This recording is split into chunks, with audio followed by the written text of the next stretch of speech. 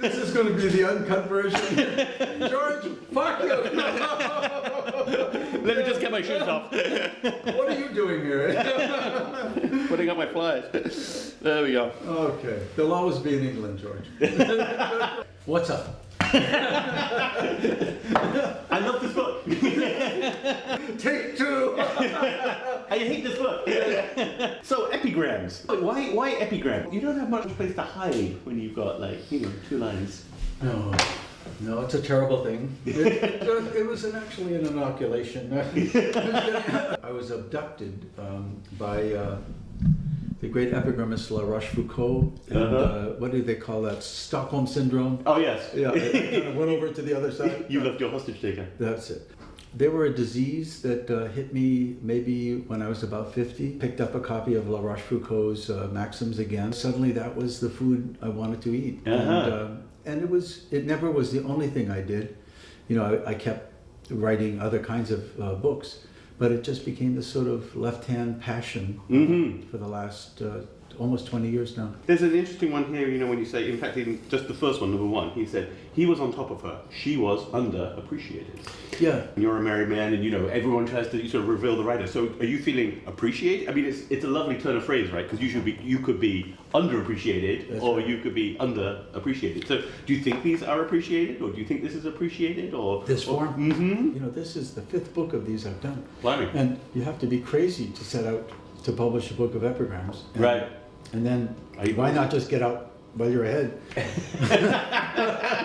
And some people wonder why I do them, and aren't they a bit mean? And some people don't get them, which is a little tiring.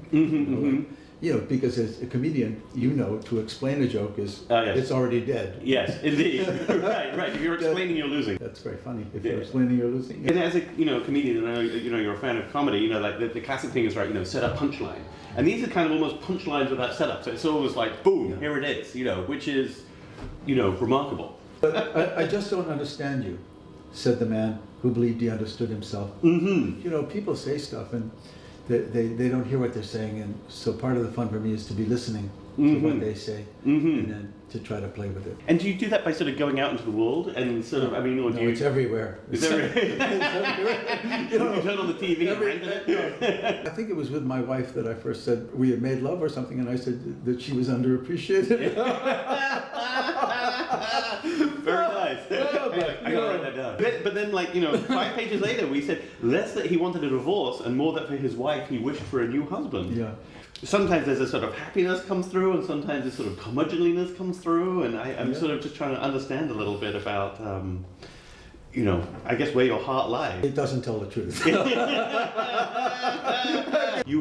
You found your place in the world and your gift to share, which must be, a huge relief for your mother and father. Do you know what I mean? That here is your place, and you found. I mean, some people don't find their calling.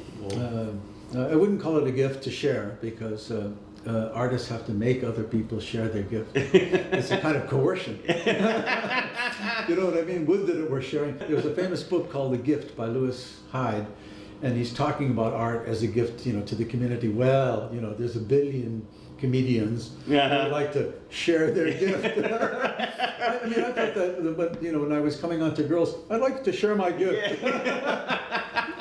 So, Freud, they say, no sexual intercourse after age 40. Gandhi, celibate from age 36 on. Draw the correct inference. Well, what is the correct inference? Right, what exactly? But that's my point. I don't know. People have all kinds of ideas about chi, sexual chi, and achievement, and I'm saying, let's think about it. Here's one I love. With fuck you, the I is silent and well understood. With fuck you, the I is silent and well understood. Well, actually, it isn't well understood. A lot of people don't realize that when someone says fuck you to someone, they're saying, I fuck you. Right. That's really what's being said. Right. So to me, I hear the phrase fuck you and I say, well, what's really being said here? Who's doing what to whom? Right. It's not go fuck yourself. That isn't it. That's different. That's a different phrase. Yeah. No, for sure. Well, and the interesting thing is, you sort of seem to be, you say the I is silent and well understood, but it's not well understood. No. So there's a whole bunch of things that draw the correct inference. I'm kind of I feel like you're fucking with me now. Is it well understood? No. Now I'm just feeling dumb because I'm like, I didn't understand that. Well, I'm not alone, it turns out. Yeah, no, I'm saying, hey, think about it. Yeah.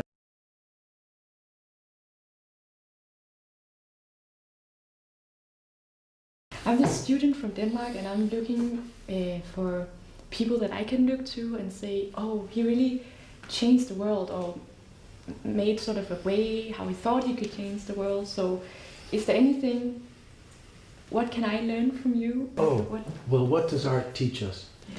My kind of art might, if it's good, teach about accuracy and truth in language, right? A lot of language, particularly political language, but a lot of personal language is untrue. So working in this form might teach someone, might help them understand better how to hear what someone else is saying, what they're really saying, or how to speak more honestly or clearly themselves. It might also help someone be more aware of their own motivations. In other words, we often think we're right when we're blind to our own behavior. If you were interested in the music of the English language, this might be of some value. When I finished reading this, I didn't think, whoa, I'm so lucky to be in this world. I'm so happy to be in a relationship. And are you disillusioned? Oh, I think you can't be a human and live very long without knowing a lot about human shortcomings, right? But I think you can also savor what's beautiful. In the essay at the end, I quote Jonathan Swift. I tell you, after all, that I do not hate mankind. It is vous autres, you others, who hate them because you would have them be reasonable animals and you're angry at being disappointed. So he was saying his expectations were lower than Alexander Pope's, but it also didn't, it made him hate them, not hate them, but he did want to describe what was horrible in the things they did. Later in the same essay, I wrote that epigrammatists have to remember, beholders of human beings do generally discover everybody's face but their own. That if love can only express itself by hatred for the inappropriate, then one may come to resemble what he hates. And then finally, William Matthews, this wonderful American poet, wrote, from the Roman poet Martial, I learned foremost how important it is to find ways to be angry with human folly and failure and to be forgiving of it at the same time. If you've been in the Mideast, you've seen a lot of terrible things. But you're there because you want to do good, I presume. And so how do you both see the terrible things done on all sides in the recent history of the Middle East, and still try to have a faith that you can make change and do good things? Yeah, as I said, I've been very focused the past months on human rights and how can we make a better world. And suddenly there was a lot, in the beginning there's a lot about, I thought it was all about intimacy, man and woman, sex. And then suddenly this came and it sort of stood out and was very different to me. Is it very different? A lot of the epigrams are about human foible and human failing and human foolishness. And of course, George Bush might be considered the essence of a lot of human failings. And any American who lived through the Bush administration, of course, was ashamed of so many terrible things that were done. So he fits in the book because the book is often about human error. In year 6 of Operation Iraqi Freedom, George Bush said, I'm a man of peace. How could you say such a thing and be at year 6 of a war? And how could you have avoided combat but be planning a war? I have a question about the title, hesitation marks. The epigraphs that start the book, I have 2 quotes. So one of them describes dashes. Okay, and